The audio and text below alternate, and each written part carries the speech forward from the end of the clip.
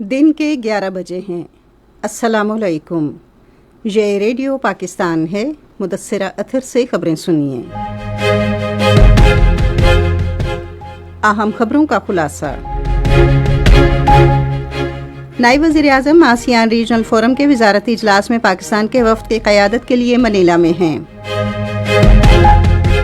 وزیر خزانہ نے واشنگٹن ڈی سی میں امریکہ کی بین الاقوامی ترقیاتی مالیاتی کارپوریشن کے وفد سے ملاقات میں مختلف شعبوں میں تعاون پر تبادلہ خیال کیا ہے۔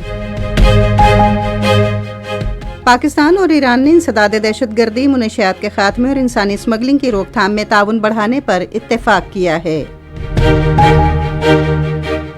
14 سالہ طالبہ ملائکہ خلجی سلسلہ قراقرم کی کھوسر گنگ چوٹی سر کرنے والی بلوچستان کی پہلی خاتون کوہ پیما بن گئی ہیں۔ خبریں تفصیل سے۔ نائب وزیر اعظم محمد اسحاق ڈار آج سے شروع ہونے والے آسیان ریجنل فورم کے 33ویں وزارتی اجلاس میں پاکستان کے وفد کی قیادت کے لیے فلپائن کے شہر منیلا پہنچ گئے ہیں۔ ایئرپورٹ پر فلپائن کے اعلیٰ حکام اور فلپائن میں پاکستان کی سفیر آسما ربانی نے ان کا استقبال کیا۔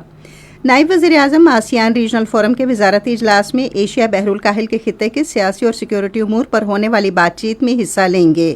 اجلاس میں مذاکرات اور سفارتکاری کے ذریعے امن، استحکام اور باہمی تعاون کو فروغ دینے پر خاص توجہ دی جائے گی۔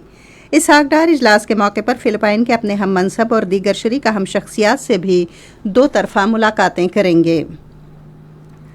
امریکہ کی بین الاقوامی ترقیاتی مالیاتی کارپوریشن کے نمائندوں نے واشنگٹن ڈی سی میں وزیر خزانہ محمد اورنگزیب سے ملاقات کی۔ ملاقات کے دوران وزیر خزانہ نے توانائی، آئی ٹی، انفراسٹرکچر، معدنیات، خوراک اور زراعت جیسے ترجیحی شعبوں میں کارپوریشن کے بھرپور تعاون کی خواہش کا اظہار کیا۔ انہوں نے کہا کہ کارپوریشن بندرگاہوں، ٹیلی مواصلات، آئی ٹی، توانائی، معدنیات، دوا سازی، پیداوار اور پاکستان کی ترقیاتی ترجیحات سے قریبی وابستہ سپلائی چین کی بہتری جیسے اہم شعبہ جات پر خصوصی توجہ دیتی ہے۔ پاکستان اور ایران نے انسداد دہشت گردی، انسداد منشیات، غیر قانونی امیگریشن اور انسانی اسمگلنگ کی روک تھام کے لیے تعاون کو فروغ دینے پر اتفاق کیا ہے۔ اس عزم کا اظہار وزیر داخلہ محسن نقوی اور ان کے ایرانی منصب سکندر مومنی نے اسلام آباد میں ایک ملاقات کے دوران کیا۔ اس موقع پر افغان سرحد سے منشیات اور دہشت گردی روکنے کے لیے مشترکہ موقف اپنانے کی ضرورت پر زور دیا گیا۔ دونوں وزرائے داخلہ نے دو طرفہ تعلقات اور باہمی تجارت کو مزید مستحکم بنانے کے عزم کا اظہار کیا۔ انہوں نے دو طرفہ اشتراک کار بڑھانے کے لیے رابطے کے میکانزم کو بہتر بنانے کا بھی فیصلہ کیا۔ محسن نقوی نے کہا کہ پاکستان ایران کے ساتھ تمام شعبوں میں تعاون بڑھانے کے لیے تیار ہے۔ انہوں نے کہا کہ ایرانی وزیر خارجہ باسر آکچی اور ایرانی وزیر داخلہ سکندر مومنی نے امن کے لیے غیر معمولی کام کیا۔ انہوں نے امید ظاہر کی کہ اب بھی اچھی خبر سامنے آئے گی اور امن قائم ہوگا۔ پاکستان نے شام میں شامی قیادت میں عبور انصاف اور قومی مفاہمت کے لیے اپنی حمایت کا اعادہ کیا ہے۔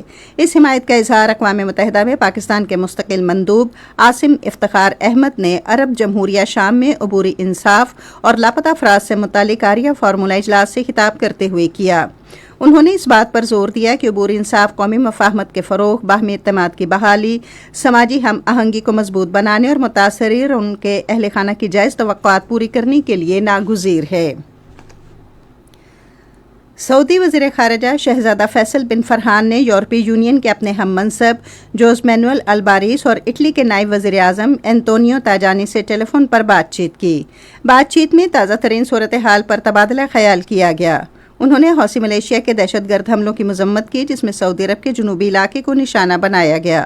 انہوں نے خلیج عرب اور بحیرہ احمر میں آزادانہ اور محفوظ اور جہاز رانی یقینی بنانے کی اہمیت پر بھی زور دیا۔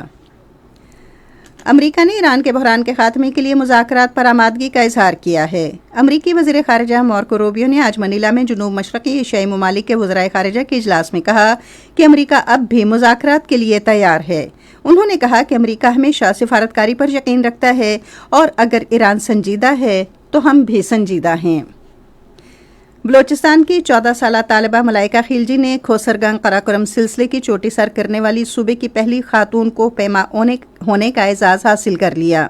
الپائن کلب آف پاکستان کے زیر اہتمام منعقد ہونے والی اس مہم نے پاکستان کی کوہ پیمائی کی تاریخ میں ایک اہم سنگ میل عبور کیا ہے۔